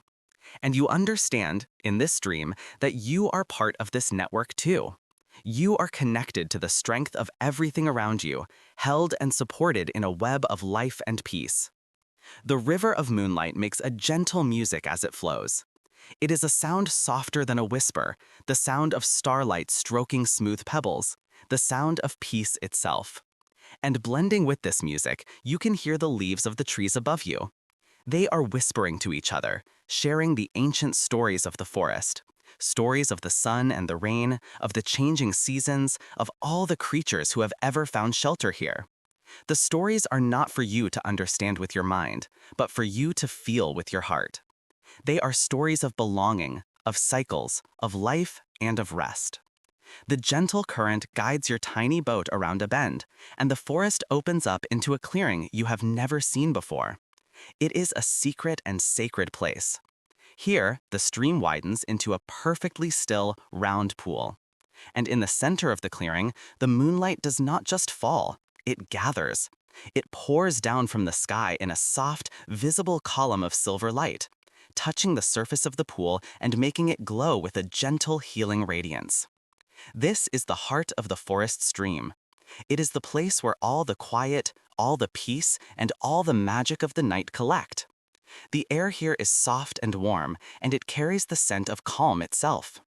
Your little leaf boat drifts slowly, inevitably, towards the center of this pool of light. And as it does, you feel a sense of homecoming, a feeling of arriving at the place you were always meant to be. Your boat comes to a gentle rest in the very center of the light. And now you can leave the boat behind. You can let yourself merge with the water. Imagine stepping out of the leaf and into this pool of liquid moonlight. It is not wet or cold. It is the temperature of perfect comfort. It holds you, supports you, envelops you completely. You are floating, weightless, held in a soft, silvery embrace. As you float in this healing light, you feel it washing away anything that remains of the outside world. Any lingering worry, any fragment of a thought, any echo of a noise. It is all gently dissolved by this pure, peaceful light. It washes through you, a current of pure serenity, leaving you feeling clear, clean, and utterly at peace. This light is the distilled essence of every peaceful night that has ever been. It is the quiet of the stars, the stillness of the deep woods, the calm of a sleeping world. And it is all for you. You are not an observer here. You are a part of it. The gentle glow that was Lumi, the glow that is your own peaceful self, now merges with this greater light. There is no separation. You are the light. You are the stillness. You are the peace. There is no need to think, no need to do, no need even to dream. There is only the need to be, to float, to be held. Feel this profound sense of peace saturating every part of your being. It is a peace that goes beyond simple relaxation. It is a deep, soul-level quiet, a sense of rightness, of being perfectly safe and perfectly loved by the universe itself. This is the gift of the deep night. This is the healing power of sleep. And now, as you float in this timeless, peaceful place, you can feel the dream beginning to gently merge back into your reality. The feeling of floating in the pool of liquid moonlight becomes the feeling of floating in your own comfortable bed. The soft, silvery light that envelops you becomes the gentle softness of your blankets, wrapped securely around you. The deep, quiet hum of the forest's heart becomes the steady, quiet rhythm of your own breathing. The dream does not vanish. You bring its peace back with you. The stillness of the ancient stones is now within you. The supportive connection of the woven roots is a part of you. The gentle, healing light of the moonlit pool now fills your own heart. You are a vessel of peace, ready for the deepest, most restorative sleep. Your bed is your safe harbor. Your pillow is a soft cloud.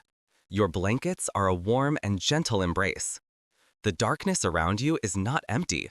It is full of this quiet, benevolent peace.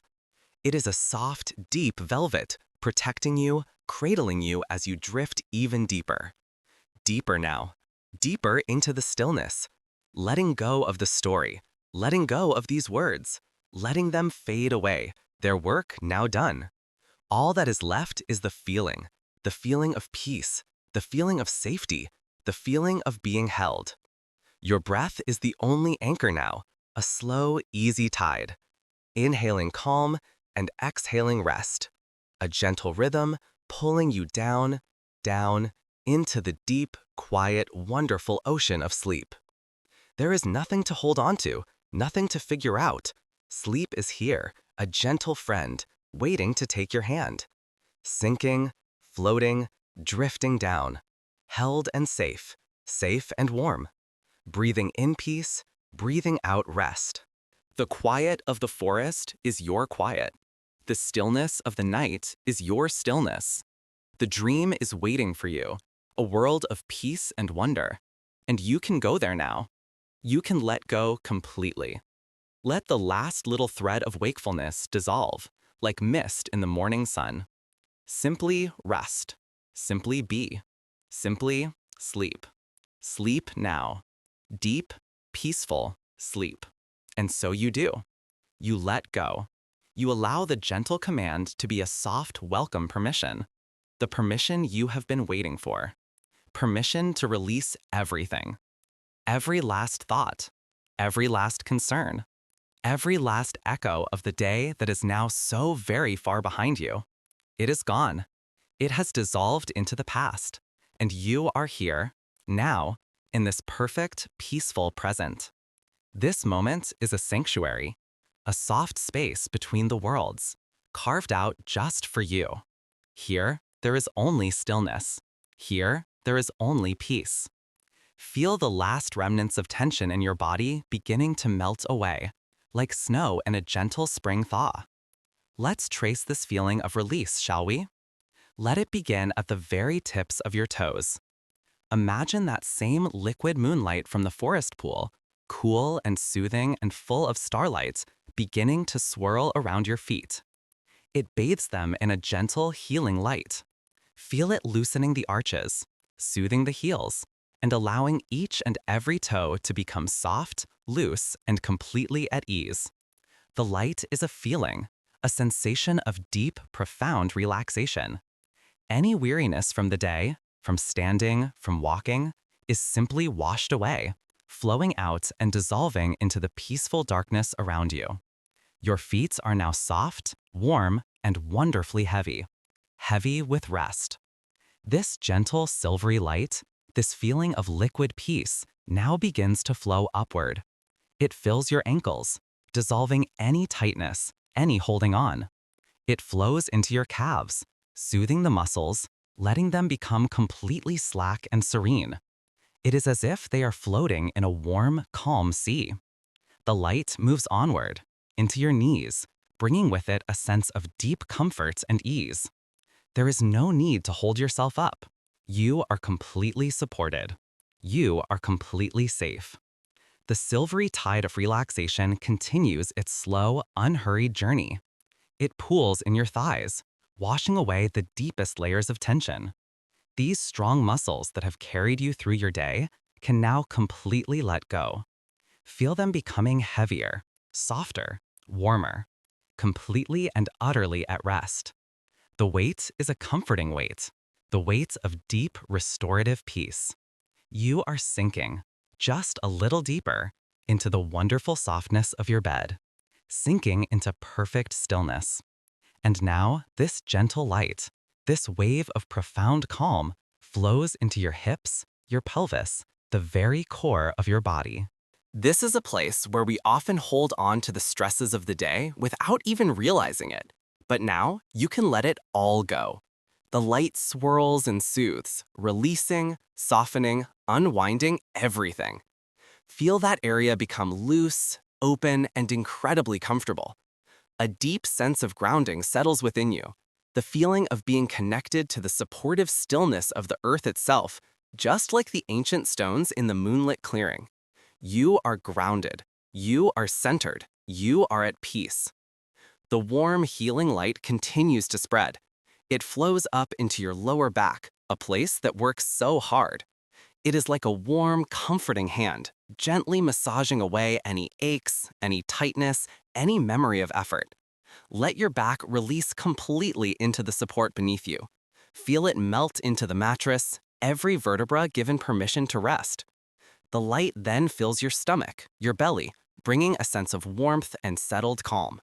Your breath is deep and easy now, rising and falling from this soft, peaceful center. Each breath in is calm. Each breath out is release. Onward and upward, the silvery tide flows. It spreads across your chest, filling your heart with that same gentle, healing moonlight from the pool. Your heart, which beats with such a steady, faithful rhythm, can now beat a little slower, a little softer. It is a quiet, steady drum in the peaceful forest of your being. The light fills your lungs, and with every slow, easy breath, you feel this peace circulating through your entire body, breathing in calm and breathing out any remaining vestiges of the day. They leave you like a soft gray mist dissolving into the quiet air. The wave of relaxation flows across your shoulders. Feel them dropping down, away from your ears. Feel the weight they have been carrying all day, simply dissolving. It's a remarkable feeling, this letting go. The weight lifts, and what is left is a wonderful sense of lightness and freedom. This freedom flows down your arms, a warm, tingling sensation of release. It soothes your elbows, your forearms, your wrists. Your hands, which have done so much today, can now rest. Feel the light pool in your palms. Feel your fingers gently curl, completely soft and loose. Your arms are heavy and warm, resting peacefully by your sides.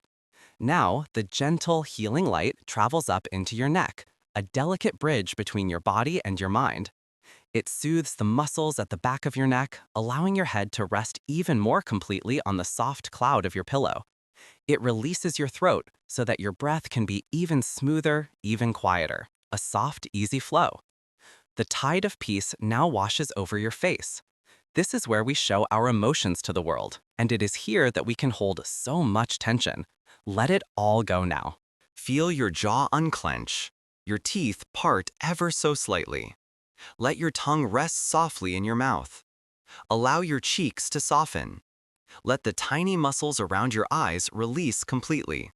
Your eyelids are so wonderfully heavy now, like soft velvet curtains closing on the world. Let the space between your eyebrows become smooth and wide. And finally, feel this wave of peace wash over your forehead, clearing it of all thoughts, all plans, all memories. Your mind is becoming as smooth and still as the surface of the moonlit pool. A perfect, clear, calm surface, reflecting only the quiet stars of the deepest sleep.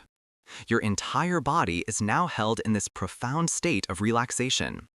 From the tips of your toes to the crown of your head, you are filled with a quiet, silvery peace. You are heavy and light at the same time.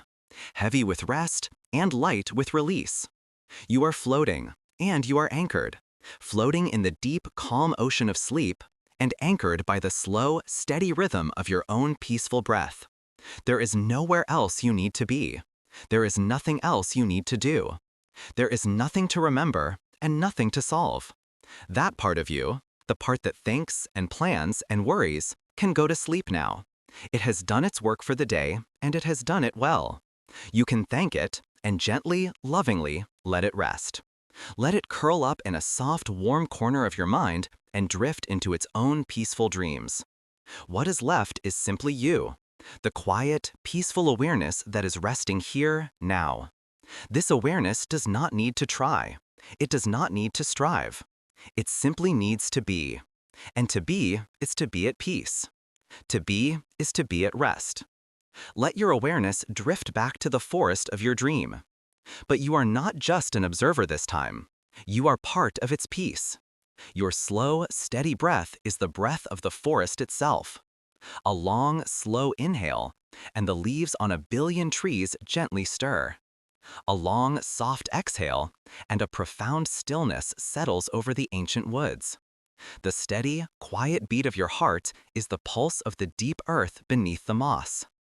The warmth in your body is the warmth held in the ancient stones, a gentle heat absorbed from a sun that set long ago.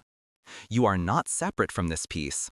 You are woven into it, just as the roots of the great trees are woven together in a silent, supportive network deep in the soil. You are connected to this deep, abiding calm. It is your nature. It is your home. Imagine yourself drifting now, not in water, but in the air itself, like a single, perfect leaf spiraling down from the highest branch of the tallest tree. You are turning and floating, slow, so slow, on the gentle currents of the night air. There is no resistance, no effort. You have surrendered completely to the gentle pull of the earth, the gentle pull of deep, deep sleep. Down you drift, down, down, through the silvery moonbeams that slant through the canopy. They are like soft, ethereal pillars of light in the great cathedral of the forest. The air is cool and smells of damp earth and night-blooming flowers. The only sound is the deep, quiet hum of the world sleeping. And you are a part of that hum, a perfect note in the lullaby of the universe. As you drift lower, you see the moonlit pool again. But this time, you don't stop at its edge. You continue to float down, your journey effortless and slow, until you touch the surface. And there is no splash, no ripple. You simply merge with it. You dissolve into the liquid starlight. The feeling is one of utter peace, a complete dissolution of boundaries. There is no longer a you and a pool. There is only a single, unified consciousness of calm. You are the stillness. You are the light. You are the deep, healing peace. You are everywhere and nowhere. You are simply resting. An awareness floating in an ocean of serenity. This is the very heart of sleep, the place where restoration happens, where your body heals, where your mind rests, where your spirit is renewed. Here, in this deep, dreamless space, you are being refilled with energy, with peace, with quiet joy. You don't have to do anything to make this happen. It is happening all by itself. All you have to do is rest. All you have to do is let go. And you have let go so completely now, so beautifully. Every worry has unraveled, every muscle has released, every thought has faded into a soft, distant whisper. And now, even the whispers are gone. All that is left is the feeling of being held, the feeling of being safe, the feeling of deep, profound peace. Your breath is the gentlest of currents in this endless ocean of calm, a slow tide pulling you even deeper into the stillness, deeper than you've been before, into the silent, velvety depths where the true magic of sleep resides. It is so quiet here, a silence that is full and rich and comforting. It is the silence of the deep cosmos, the silence of an ancient stone, the silence that was there before the first sound was ever made. It is the silence of home. Stay here for a while, float in this benevolent quiet. There is no time here, no past, no future, only a gentle, eternal now, a now that is made of pure rest, pure peace. If any dreams should come, they will be born of this peace. They will be woven from moonlight and soft moss and the gentle murmur of a hidden stream. They will be kind dreams, peaceful dreams, dreams that support and soothe you. You can welcome them, or you can let them drift by, like soft clouds in a vast summer sky. It does not matter. All that matters is your rest. Your mind is quiet. Your body is still. Your heart is at peace. The story is over. The words are fading away now, their purpose fulfilled. They were just a little boat to carry you from the shore of wakefulness to this beautiful ocean of sleep. You can step out of the boat now. You have arrived. Let the last echoes of my voice dissolve. Let them become just another part of the gentle silence that surrounds you. All that is left is the feeling. Peace, safety, rest. Sinking so gently, floating so freely, drifting so deeply. Safe and sound, warm and held, peaceful and still. The night holds you. The silence cradles you. Sleep embraces you. There is nothing left to do, nothing left to be, but asleep. Rest now, deeply, completely. Sleep, sleep, deep, peaceful sleep. Rest, peace, sleep. And in that silence, a new kind of listening begins. Not with your ears, but with your entire being. You are listening to the quiet, to the stillness, and it is listening back to you. This is the gentle hum of the universe at rest, the soft, resonant frequency of peace itself. It is a song without notes, a story without words, and it speaks directly to the deepest part of you, the part that has always known how to rest, the part that remembers the safety of the womb, the stillness of starlight on its long journey to your eyes. Let that deep, quiet music resonate through you. Feel it in the spaces between your thoughts. Feel it in the marrow of your bones. It is a vibration of pure calm, loosening any last knots of tension, smoothing out any final wrinkles of the day. Every cell in your body attunes to this gentle frequency, remembering its own innate peace. The feeling of being held deepens now. It is as if the night itself has woven a cocoon just for you, a hammock spun from shadow and moonlight. You are suspended in perfect balance, perfectly secure. There is no need to brace, no need to hold on. Gravity has become a friend, a gentle hand resting on your shoulder, inviting you down, down, down into a more profound state of release. Your body, which carried you so faithfully through the day, can now be released from its duties. Thank it, silently, for its strength and its resilience. And then, give it permission to grow heavy, to become wonderfully, blissfully heavy. Feel the weight of your head sinking into the pillow, a welcome surrender. Feel your shoulders releasing, melting away from your ears. Your arms and your legs become anchors of stillness, grounding you in this peaceful present moment. Each finger and each toe lets go of its own accord, uncurling into perfect rest. Your physical form becomes a landscape in the quiet night. Your breath, the gentle wind that moves across it. Your heartbeat, the soft, distant drum of the earth itself. You are no longer separate from the world around you. You are a part of its deep, nocturnal rhythm. A part of the quiet growth of the trees outside your window. A part of the slow, majestic turning of the planet. You belong here. You are an essential part of this piece. And the ocean of sleep continues to draw you down. But this is not an ocean of water. It is an ocean of consciousness, vast and serene. The currents here are made of pure tranquility. They flow through you, washing away the residue of the day. Any lingering worries, any persistent thoughts are lifted from you as gently as silt being carried from a riverbed. You do not have to push them away. You simply watch them drift, carried by the current, becoming smaller and smaller until they vanish into the vast, peaceful expanse. They are not your concern anymore. They belong to another time, another place. Here, in the deep, there is only this moment, this gentle unfolding now. As you drift deeper, the quality of the silence changes. It becomes even richer, more profound. This is the silence of a library filled with ancient, unread books. The silence of a cathedral after the last prayer has been whispered.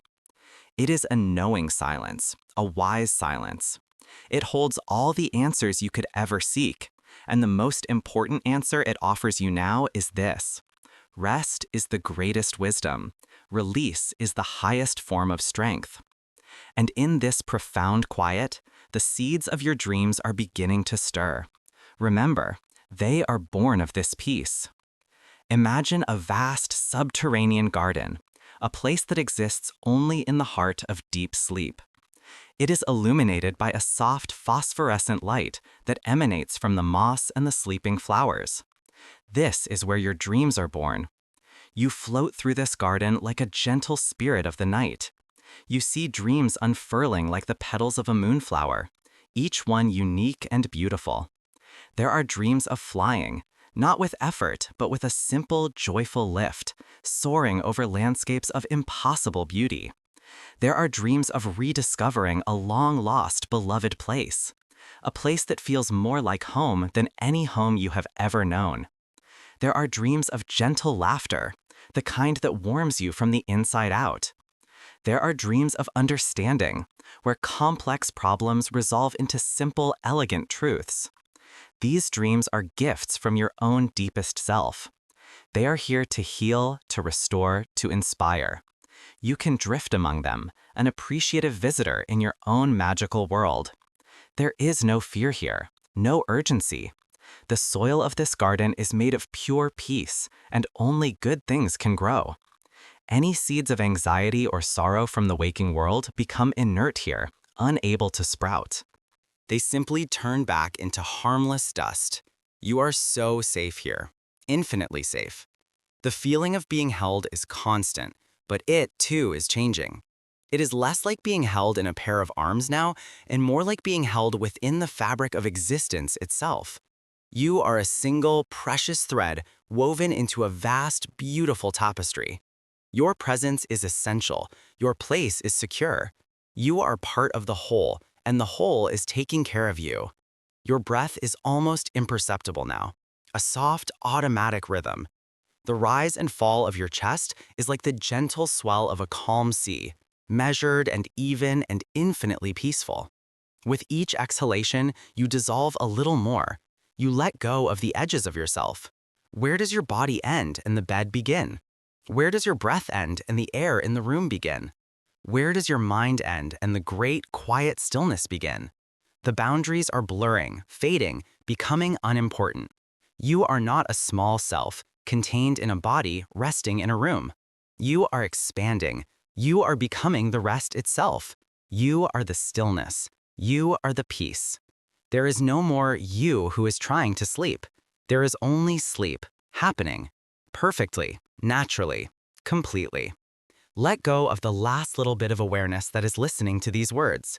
Let my voice be just another gentle current in the ocean, a murmur that requires no understanding, no attention. It is simply part of the soundscape of your descent, the sound of deep, unconditional permission to let go entirely. Let go. Let go now. The journey is complete.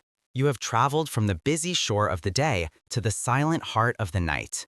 You have come home. Home to the quiet, home to the dark, home to the deep, where all is restored, where all is renewed, where all is at peace. The deep is holding you. The quiet is healing you. The peace is you, and you are peace. Resting, drifting, being. Stillness. Silence. Deep sleep. And in this deep, quiet place, the story of you continues, not in words, but in whispers of pure being. You are floating now in the softest, kindest darkness imaginable. It is not the absence of light, but the presence of utter tranquility. A velvet darkness, woven from starlight and silence, that wraps around you like the most gentle and loving embrace. It holds you without pressure, supports you without effort. You are weightless here, utterly and completely weightless. The cares of the day, the weight of your own body, the very thought of effort, all have dissolved. They are constellations in a sky you can no longer see.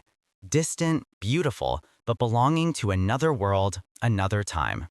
Here, there is only this perfect, buoyant stillness. You are suspended in the infinite ocean of peace, and its currents are slow, deep, and wise.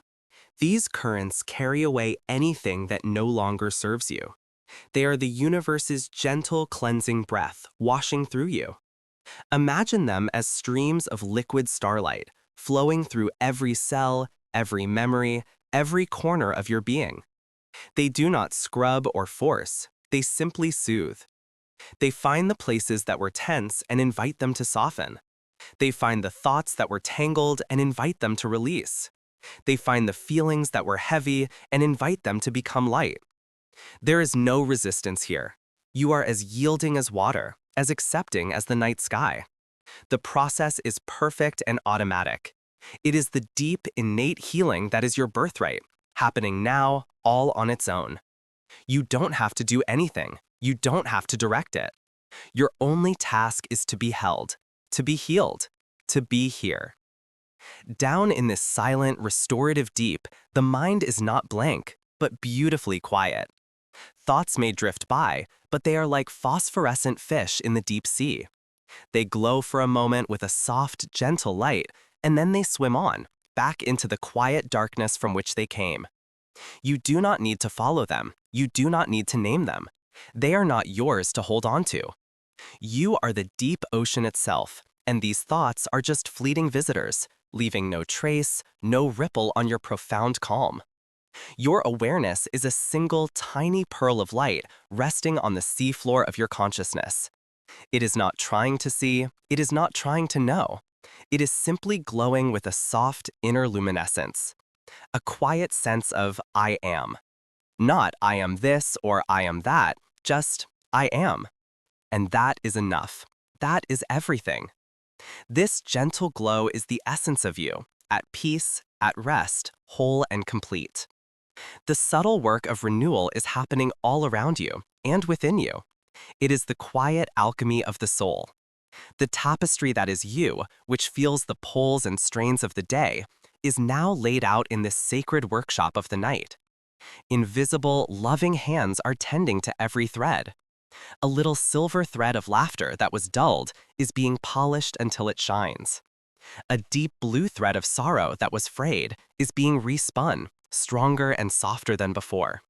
A golden thread of hope that was tangled is being gently straightened, ready to catch the morning light. All the colors of your life, all the textures of your experience are being honored and restored. Nothing is judged here. Nothing is discarded. Every part of you is seen as precious, essential to the magnificent pattern you are. And so you are being made whole again, not by adding anything new, but by restoring the inherent beauty that was always there, just waiting for this time of quiet, this time of deep, uninterrupted rest. The breath continues its effortless rhythm, a tide that connects you to the whole of existence. But now it feels less like your breath and more like the breath of the universe, breathing you. With every slow, silent inhale, a wave of pure, peaceful energy flows in, nourishing the pearl of your awareness. And with every long, soft exhale, you release even further into the deep dissolving, just a little bit more into the comforting stillness. Let the words I am speaking dissolve as well. They are no longer a story to be followed. They are simply frequencies of peace. They are the gentle hum of the deep. Let them become a part of the silence, a texture in the darkness. They are echoes of the permission you have already given yourself. Permission to rest, permission to heal, permission to simply be. There is no time here. No clocks are ticking, no sun is rising or setting. There is only the eternal, spacious present moment of rest. In this timelessness, a moment can hold an eternity of restoration. And so, all the rest you have ever needed, all the peace you have ever sought, is available to you now, in this single, perfect, endless moment. You are drifting deeper now. The tiny pearl of your awareness begins to dissolve, its soft light merging with the velvet darkness around it. The last distinction between you and the peace is fading away. You are not in the peace. You are the peace. You are not in the stillness. You are the stillness. You are not being held by the deep. You are the deep. The journey is over. You are home. In the heart of the night, in the heart of your own being. There is nowhere else to go, nothing else to do, nothing else to be. Only this deep, profound, and healing sleep. Rest now. The night is your guardian. The silence is your song. The darkness is your cradle. Everything is well. All is being restored. All is at peace. And so are you. Deeply, wholly, completely. At peace. Asleep. And should a dream come to visit you now, on the gentle tide of sleep, it will be a kind one. A dream woven from silver moonlight and the softest whispers of the stars. It will move through your resting mind like a slow, peaceful river, washing away any last lingering remnants of the day, leaving only pure calm and quiet clarity in its wake. Or perhaps there will be no dreams at all, only the deep, dark, velvet expanse of pure, restorative rest. A perfect emptiness where the deepest healing can occur. Either is perfect. There is nothing you need to do, nothing to hold on to. Simply allow the gentle, irresistible currents of deep sleep to carry you where you need to go. To the quiet landscapes of healing, to the silent fields of complete restoration. You can feel every cell in your body sighing in collective relief, sinking into this profound state of renewal. Every muscle, every fiber, releasing and softening completely. The rhythm of your heart is slow and steady, a gentle, ancient drumbeat in the vast, silent cathedral of the night. It is the heartbeat of the sleeping earth, the quiet pulse of the cosmos. You are in perfect, effortless harmony with it all. There is no separation anymore. There is only this one vast, peaceful existence, and you are resting at its very center, safe, secure, cradled, and held. The softest blanket of silence is tucked around you now. The gentle darkness is a loving, timeless embrace. Let go of this last thread of hearing. Let these final words be the last sigh of the day, dissolving completely into the quiet, leaving nothing behind but the deep, resonant hum of utter peace. All is well. You are resting. You are healing. You sleeping. Deeply, soundly, all through the long, peaceful night, until the morning comes in its own perfect time to greet you. Sleep now. Sleep well. Sleep deep. Sleep.